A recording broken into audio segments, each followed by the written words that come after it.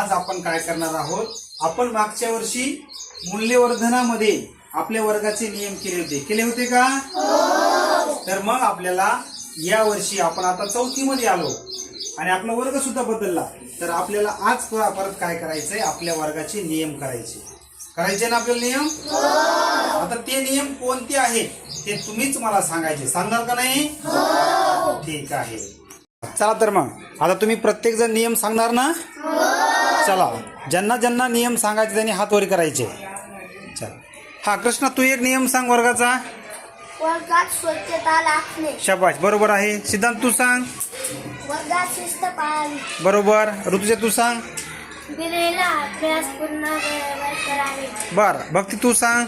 वर्गात शांतता राखावी. बरोबर आहे. सोनाली तू सांग. दररोज अभ्यास करावा.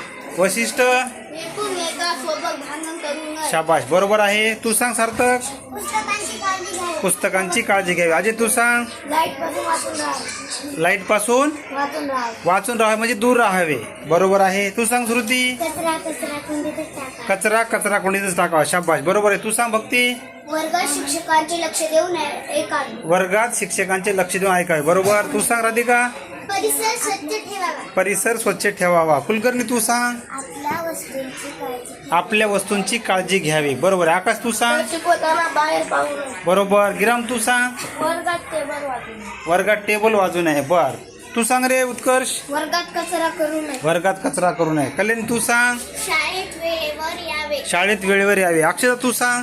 झाडांना पाणी द्यावे. झाडांना पाणी द्यावे. झाडांची काळजी घ्यावी. वैष्णवी तू सांग. वहीचे पाणी फाडू नये. वहीची पाने फाडू नये. शाबाश, एकदम बरोबर आहे. तर हे आपल्या वर्गाचे नियम आजपासून लागू होणार आणि आपण त्याचं काय करायचं, त्याची अंमलबजावणी आपल्याला करायची आहे. समजलं का सगळ्यांना? सर्वजण त्याची अंमलबजावणी करणार का? सर्व नियम पाळणार? ठीक आहे. ओके.